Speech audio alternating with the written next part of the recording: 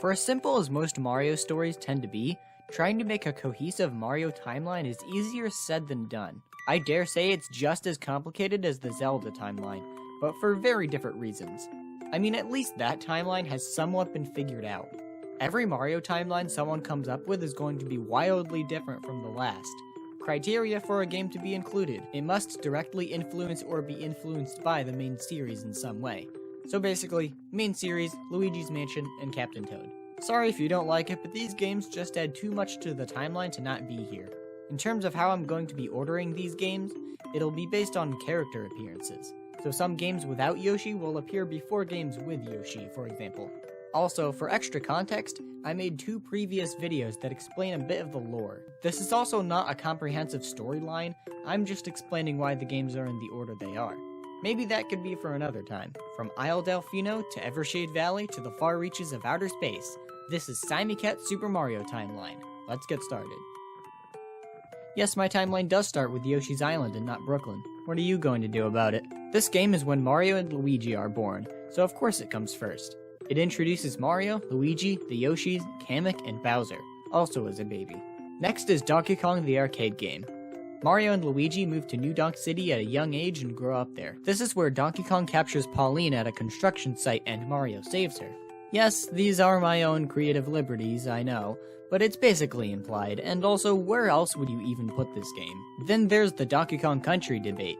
May as well get this out of the way now. If you want to go with this theory, Donkey Kong aged into Cranky Kong and crossed dimensions into a place some circles of the internet call the Rare Archipelago. This is where all the Donkey Kong Country related activities would take place.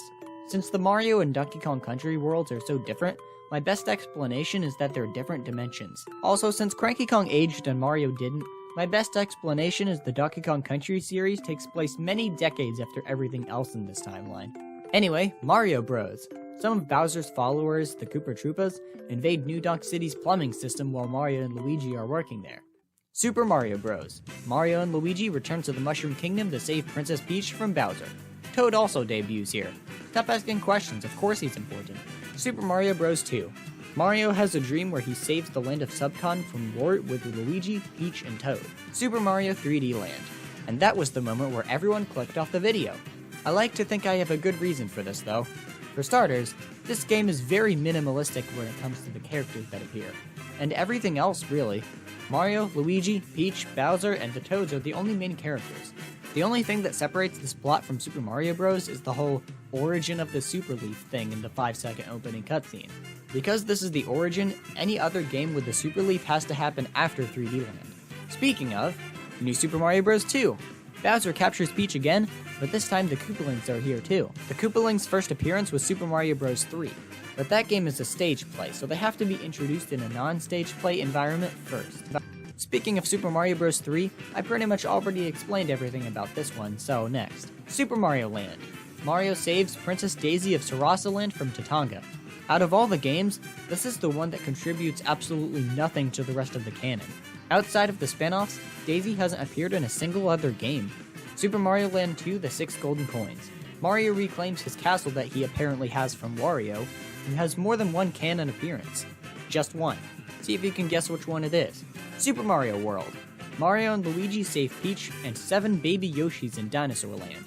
This is where they meet Yoshi's son, Yoshi Jr., but we just call him Yoshi. Yeah, I'm gonna say the Yoshi that appears in everything today is the son of Yoshi's Island Yoshi. Required passing of time and all that. Super Mario Sunshine. At the end of Super Mario World, Mario and friends are going to take a vacation. Yes, I am saying this vacation is the Sunshine one. So did the developers of Mario World intend this? No, but it just makes sense narratively and doesn't contradict anything, so we're gonna wing it. Bowser Jr. debuts here, and he uses something called the Magic Paintbrush to graffiti all over Isle Delfino. The Magic Paintbrush can also bring creations to life, which is why all the enemies and bosses in Sunshine melt or explode into paint when defeated. Mario uses the Flash Liquidizer Ultra Dowsing device or Flood to clean it up. Both of these devices were created by Professor Elvin Gadd, who is mentioned but doesn't appear just yet.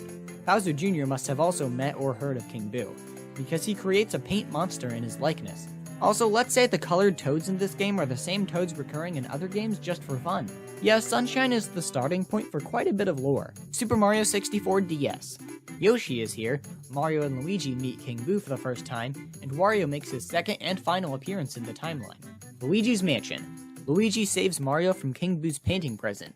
EGAT also appears in person. I'll spare you all the wacky Luigi's Mansion lore, but basically Paint can do a lot of things, like teleportation, the other stuff I've mentioned, and EGAT is responsible for all of it. I'd also like to address the King Boo is dead Bowser theory. No. Like I mentioned already, in 64DS, you can fight King Boo, and Bowser is also in the game and still very much alive. Boom, debunked. New Super Mario Bros. Bowser Jr. is here.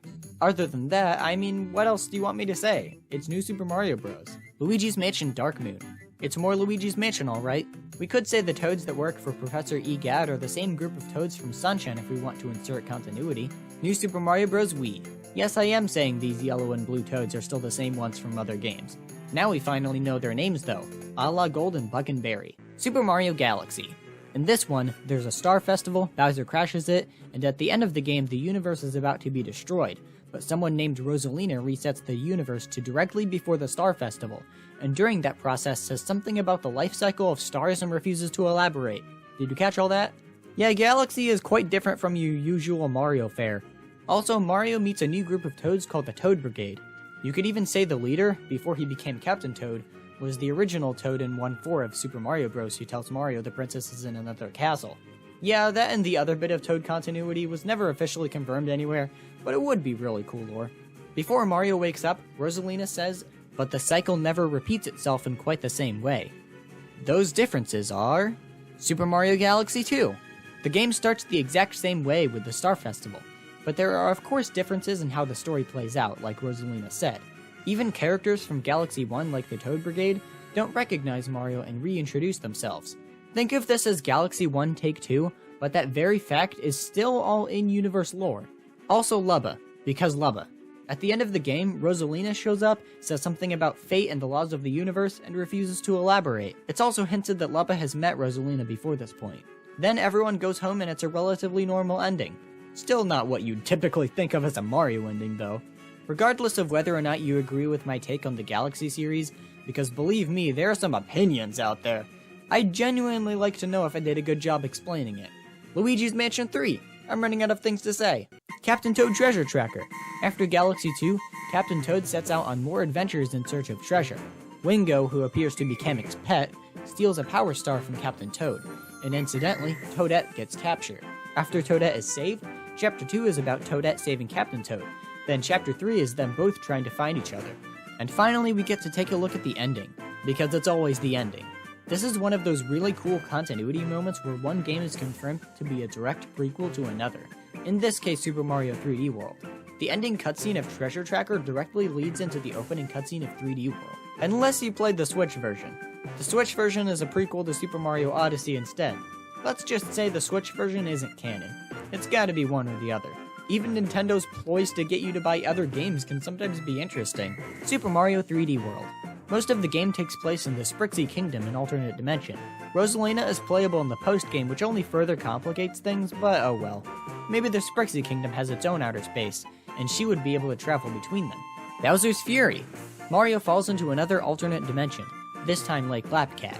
Bowser has transformed into Fury Bowser because Bowser Jr. got some black paint on him. So Mario helps Bowser Jr. turn his father back to normal. Yes, I've already made the color splash joke before.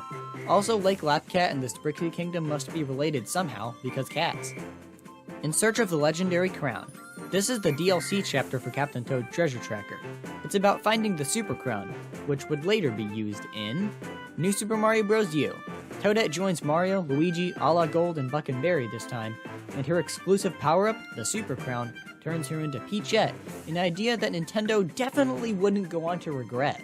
And finally, Super Mario Odyssey. This is the final game in my timeline for a couple of reasons. For one, it includes elements from almost everything that came before. Mainly though, I just think the ending is the perfect way to end the whole Mario series. When more Mario games start releasing, I'm still gonna put Odyssey at the end of the timeline if I can. Well, you just listened to my opinions for a while, so why not tear this timeline apart? Go on, do it! This is something I've been wanting to do for years, and now I've finally got it out there. This concludes my 3-part series on Mario lore. Thanks for watching!